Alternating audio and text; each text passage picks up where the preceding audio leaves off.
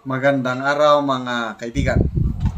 Ito, ang Okta Research Group nagkaroon ng survey noong July 22 to 26 at tinanong mga respondents kung gaano sila satisfied sa PBBM administration. Nako, ang taong bayan inilabas ang hinanaing, ang pagkadismaya, ang sometimes galit siguro sa PBBM admin. Okay, when it comes to reducing poverty, nako, tumataginting na 64% ang dissatisfied sa PBBM admin. Reducing poverty, yung bayan babangon muli. So, ibig sabihin, 36% lang ang satisfied. Ang 64, why nada. Yun po ang result ng survey. Itong Okta Research Group, very credible ito. Panahon ng pandemic, yung mga survey results nila na pre-predict nila kung tataas o pababa ang COVID-19 infection, nagkakatotoo. So, halos, ilan yun? Out of 10 Filipinos, mga 3 lang ang happy sa PBBM admin when it comes to reducing poverty. Okay, by areas kasi ang pag-survey ng Okta Research. Dito naman yung controlling inflation. Ang inflation po yung pagtaas ng bilihin. Nako, ito na, mas lalo na. 34% ang nagsabing satisfied, whereas 66% nagsabi they are not happy. Kitang-kita nyo naman, mula nung umupo ang administrasyong ito, lahat na lang ng bilihin tumataas. Nung una, inirarason pa ang COVID. Ngayon, wala nang COVID eh. Pangalawa, Ukraine-Russia war. Ngayon, wala na rin yun. Minimal effect na yun. Bakit?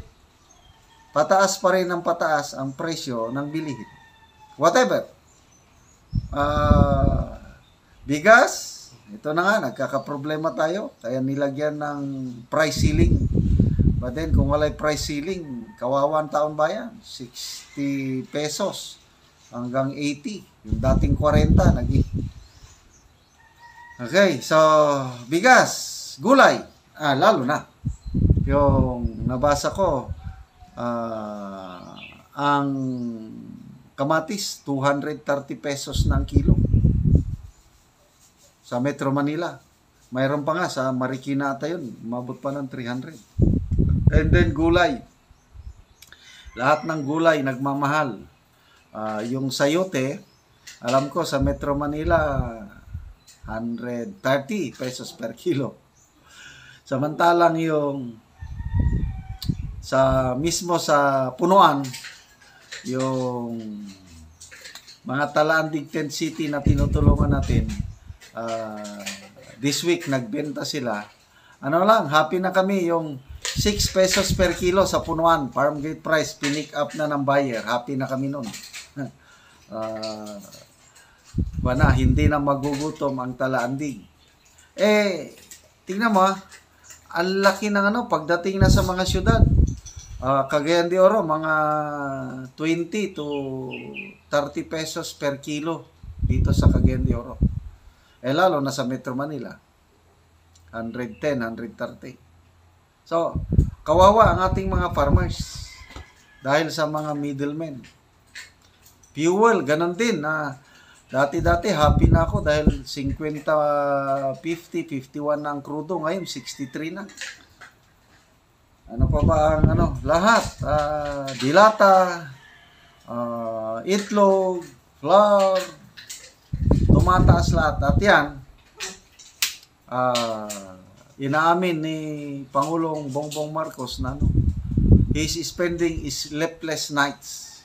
dahil sa inflation. Hindi niya isip-isip kung paano i-control ang inflation.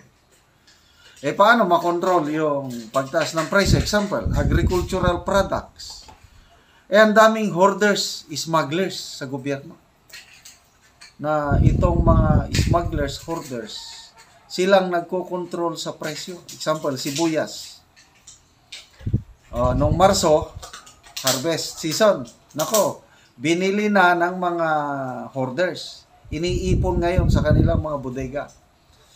Pag nawala na yung supply, saka na lang i-release. Ito, bare months. Unti-unti, magre-release na sila. Hanggang December yan. Nako, sigurado tataas na. Actually ngayon, nagsimula ng tumaas eh. Kaya,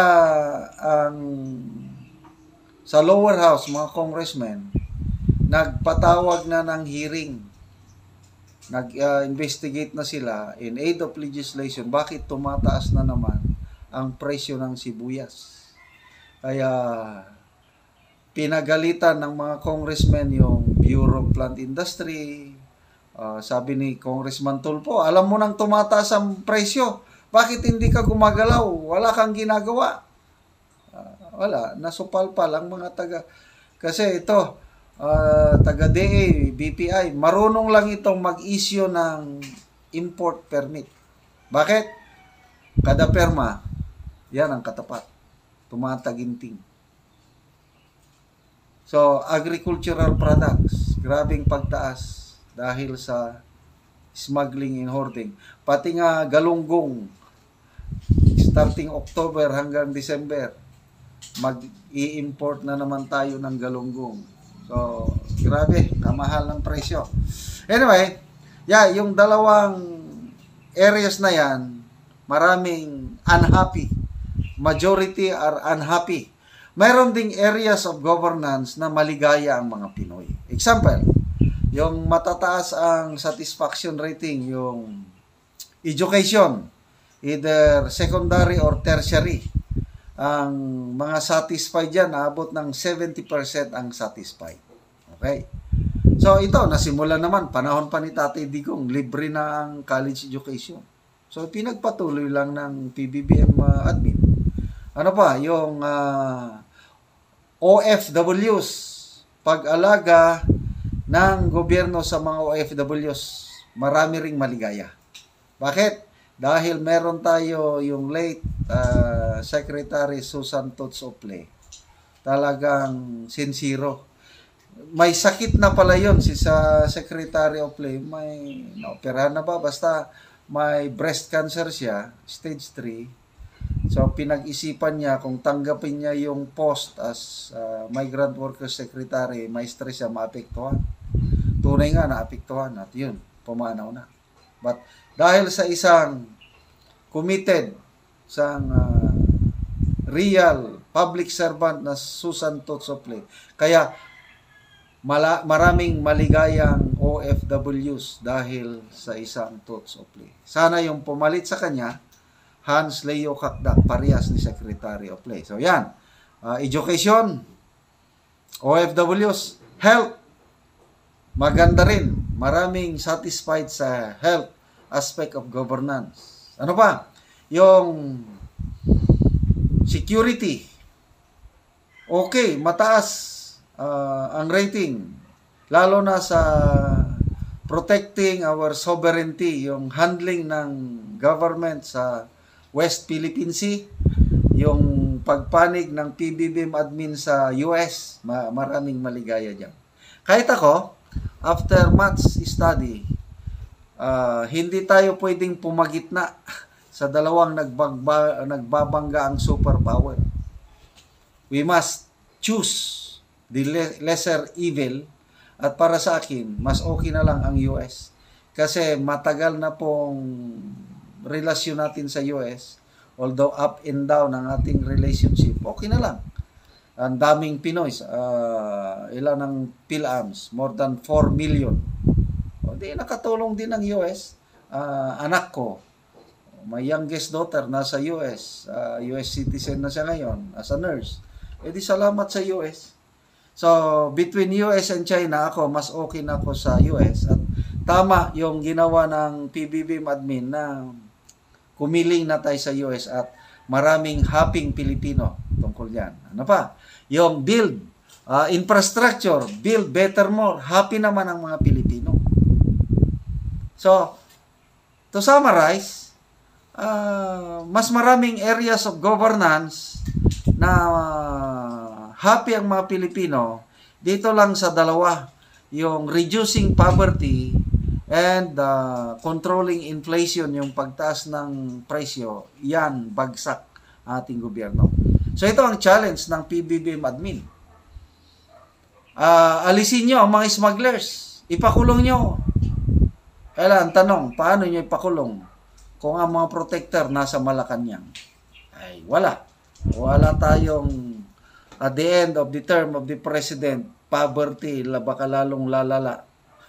Inflation lalong tataas kung ang mga smugglers, hoarders, ang mga BFF nila nasa Malacanang. Yun lang ang malaking problema.